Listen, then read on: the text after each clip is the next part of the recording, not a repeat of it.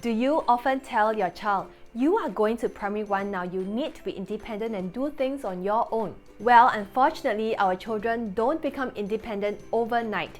They need guidance and encouragement so that they will feel more motivated to complete the task on their own. Parents play an important role in supporting children in the formation of habits.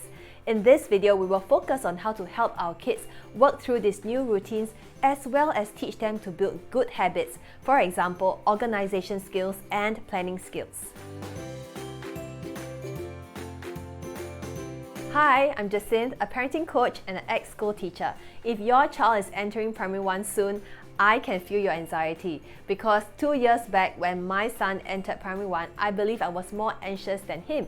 At this time of the recording, he's already ending primary 2 and my girl is in kindergarten 2.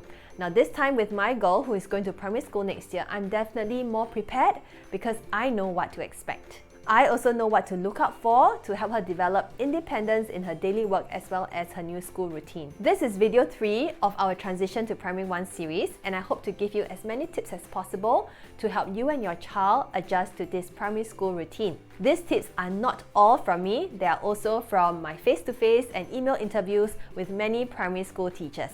I interviewed the primary school teachers because I want to find out exactly what is going on in the classrooms, and there's no better way than speaking to the teachers myself.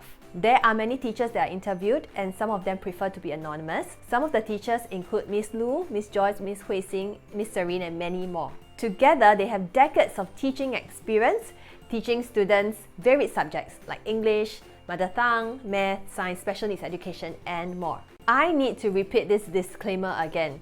Every school is different and every teacher is different. I am sharing the tips from what I've heard from the teachers as well as my own experience, but it may or may not apply to your child's school. In this Transition to Primary 1 video series, you may learn how you can support your kids in these 5 areas. Episode 1 on academic learning, Episode 2, adjusting to the new school environment, Episode 3, developing habits and routines at home, Episode 4, building social-emotional competencies, and Episode 5, parent-school partnership. So don't forget to click the subscribe button and turn on the notification bell so you'll be alerted when more videos are uploaded. In the previous video, I spoke about adjusting to a new school environment, all the new changes that a child can expect when entering primary 1. In this video, we'll focus on what your kids can do at home. This video will focus on the practical tips and actionable strategies to prepare your child and help him adapt to the new roles and responsibilities as a new primary school going child. We will touch on the following topics.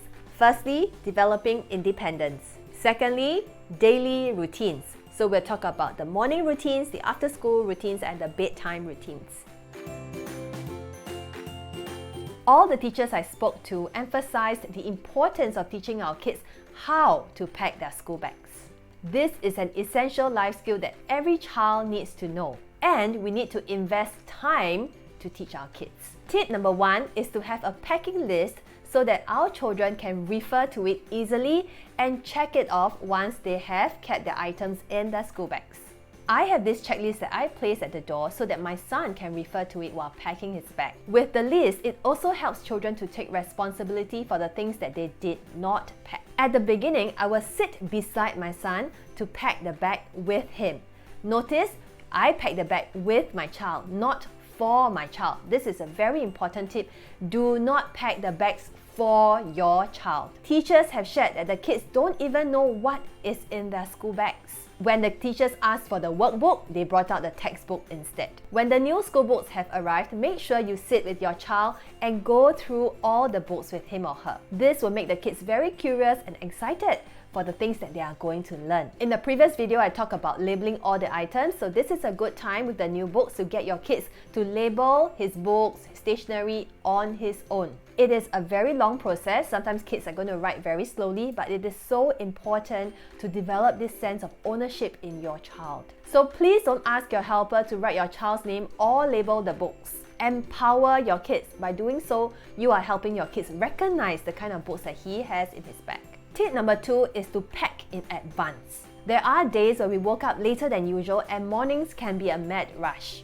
So I often encourage my child to pack his bag the day before, usually before screen time, and I'll make him bring out his school uniforms as well. Sometimes the kids have to bring some special items to school, perhaps a shoebox for art and craft, or wear a special outfit for special occasions like Racial Harmony Day. Instead of remembering it for my child, I'll get him to write it on a post-it or mark a note on the calendar so that he is responsible for remembering to bring the item. At this note, I want to remind you that your child is still learning, so there will be days where the child will forget to bring certain items. There's no need to be too harsh on the child. Focus on helping him solve the problem. If the stakes are low, for example, forgetting to do the homework, there is no need for you to do the homework for your child. Let him figure it out. Let him experience the consequences. Once, my child forgot to do his homework and he only realized it on the way to school. But he told me that it's okay because he did it in class before the teacher came in, and I must say that is good problem solving. Tip number 3 is to teach organization skills. This deserves an entire section on its own. Don't expect your child to know how to file his worksheets. And even if you teach, don't expect the child to get it the first time. I've taught my kids how to file his worksheets, but he still comes back with crumpled worksheets. We'll just take this as learning opportunities and to help him improve his organization skills. So instead of nagging, partner with your child. Teach him how he can be more careful when handling the worksheets. For example, we figured out why is it so hard for him to keep his worksheets properly, and that is because the file he was using was too flimsy. As a result, I bought him a file that is thicker and I taught him how to label it. He wrote down, the different subjects on his own. And I also got him to show me how he inserts the worksheets into the file. So I taught him how to take note of the corners, and he's definitely improving. Again, a gentle reminder not to pack the worksheets for your kids. I know it is much faster, but your kids need to figure it out on their own. In addition, I will guide my kids how to place the books and files in the bag. Teachers have shared that the kids just stuff everything in the bag, and when they're supposed to look for a particular book, they couldn't find it, or they take very long to look for the book. So I will teach my kids to put the bigger books at the back and the smaller books in front so that he's able to look for it easily. Simple things like this can be overlooked. We assume that the kids know how to pack their bags, but actually they need reminders. Having a messy school bag not only affects their learning, but it also increases anxiety when the teachers ask for a book and your child is the last one to get ready. A side note on school bag, the teachers have shared not to buy trolley school bags for children. This is because the kids have to move up and down the stairs, and having a trolley school bag can be more of a hindrance than help. Also, not to buy school bags that are already heavy because that will add on to the weight of the child as he adds more books to the bag. Let's go on to the next part on routines. I have briefly mentioned about routines, for example, packing in advance. So let's talk about the after-school routines before we go into the morning routines and bedtime routines. When planning an after-school routine, my number 1 tip is not to plan the routine for your kids. Make sure you involve your children so it gives them a sense of ownership and empowerment. Kids don't like to be told what to do. With my own kids, I will first brainstorm with them their priorities. Example, what their duties are as students, as a child, as a brother or sister. So the kids know what their duties are, for example, doing their homework, packing their bag, or cleaning up the house. We then have a schedule where we'll block out the dates where they have extra classes. Then the kids will decide when do they want to watch their screen time within the limits that I've set. They will also indicate when they have to do their homework, their revision, and have dinner. Having an after-school routine can develop focus and help them have a good understanding of the concept of time. In this video here, I share with you how our typical weekday looks like, so you can head over to get some ideas. You can also click the link in the description below to access this video. Tip number 2 is to prioritize downtime. It is exhausting after 6 hours of school, so please give your kids some space and time to decompress. In the next video, I will talk about how you should avoid asking your kids too many questions once they are released from school, so keep a lookout for that video. Another reason why you should give your kids some time to relax is because some children experience the after-school restraint collapse. This refers to children who hold it all together during school time and then empty their emotional backpack at home. So you can expect tantrums, expect meltdowns after school. When you give your kids some space and time to recalibrate, they can better manage their emotions. Tip number 3 is to pack and unpack the bags daily. For the first few weeks, I recommend sitting beside the child to help him learn to unpack and pack his bag. Make sure you do it daily. Set it as part of the after-school routine. Make it a habit for your kids to remove his water bottle and his lunchbox from his bag. Your child should also take out any homework that he has for the day and the student handbook. Once you do this daily, it becomes part of the routine.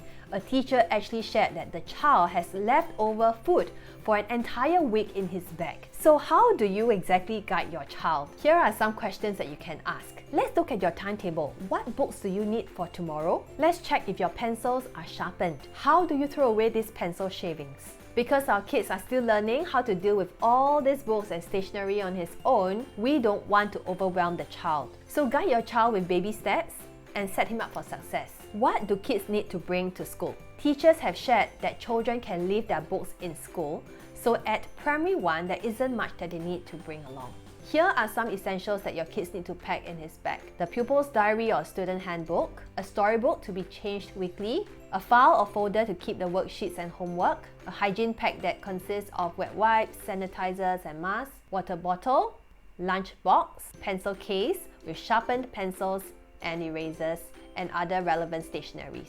Because we do this daily, my son has gotten into the habit of packing and unpacking his bag. Of course, there will be days that he asks me, did I miss out anything? And instead of telling him what he missed out, I will get him to refer to the list that is hanging on the wall so that he can take ownership for himself. So I seldom have to nag in the morning. I'll be reading my papers and he will just prepare for school on his own. Let this be your goal. Other than after-school routine, help your child be familiar with the morning and bedtime routines. From young, I've always taught my kids about the tasks they have to do in the morning with a visual routine chart. You can download this chart from the link in the description below. Mornings are much smoother with this routine chart. Of course, there'll be days where I have to nag at them because they will test limits, but generally the kids know exactly what to do because it has become a habit. So how does our mornings look like? My son will wake up at about 6:10 a.m. He will use the toilet and he will have his breakfast. So at this note, I suggest getting an alarm clock for your child so that you don't have to be the one waking your child all the time. Personally, I have bought an alarm clock for him, but there are some mornings where I find him waking up beside me. So in the end, we'll all wake up together. So of course, everyone has different sleeping arrangements, so it's really up to you, but if it's possible, let your child learn to wake up on his own. As my son is having his breakfast, we'll chat about what is going to happen for the rest of the day. Then he will change into his uniform, pack his lunchbox and water bottle into his bag. These are all stated in the list that I hang near the door. At the beginning, you might still have to prompt your child, like I said, but it will slowly become a habit. In fact, your child may even figure out his own interesting way to remember what to bring to school. I say this because I noticed that my son will count the number of items that he takes out as he plays on the dining table before he starts wearing his uniform and packing his bag. So the 8 things are his shirt, his pants, his socks, snack box, water bottle, watch, wallet, and the school bag. So he will count these 8 items and put them in his school bag. This is the result of 2 years of guidance as well as a packing list. If you have more than one primary school going child, mornings can be a challenge. I have not personally experienced it yet, but when I do, I might just create another video to share more tips. So feel free to comment below if there are any tips that you want to hear from me. If you have a very anxious child, you may even run through the entire morning routine with your child before he or she starts primary school. For example, specifically, how are you going to bring him down to take the school bus, or how are you going to take the public bus, or even drive your child to school. You can also show him where the drop-off points and the pick-up points are. I did not do this, but I did drive my son around the school compound just to take a look at where is he going to be studying at. As for bedtime, it is important to start the bedtime routine early, maybe practice 3 to 4 months in advance before primary school starts. You can do it progressively. So if your child tends to sleep late, maybe at like 11 p.m., then you will want to bring his bedtime earlier, maybe at 10 p.m. and slowly to ensure that he has sufficient hours of sleep. Now that they have longer school days, these 7-year-olds definitely need to have about 10 to 12 hours of sleep every night. So the teachers I spoke to suggest that these kids sleep early, like 8 or 9 p.m. and waking up early 1 to 2 weeks before school starts. I don't do this because my kids usually wake up early at like 7 a.m. on weekdays and on weekends. But if your kids tend to sleep in and wake up at like 10 a.m., then you probably want to let the child practice waking at 6 a.m. Before bedtime, avoid exposing your kids to screens. This is because the blue light in the screens can suppress the production of melatonin, which is the hormone that makes us sleepy. In general, when we establish these routines at home, it provides more predictability and hence less anxiety for the children. Also, with a schedule to follow, there will be less power struggles between you and your child as well. Do make sure that your kids sleep enough because very often these tricky behaviors stem from poor quality sleep. It is also healthy for children to learn to sleep early and wake up early, develop good organization skills, being able to plan and be responsible. These are good habits that can go a long way, all the way to adulthood. In the next episode of Transition to Primary 1, I will talk about how we can develop social-emotional competencies in our kids. If you find these videos helpful, I would appreciate if you share it with all your mommy and daddy friends. I'll see you soon. Goodbye!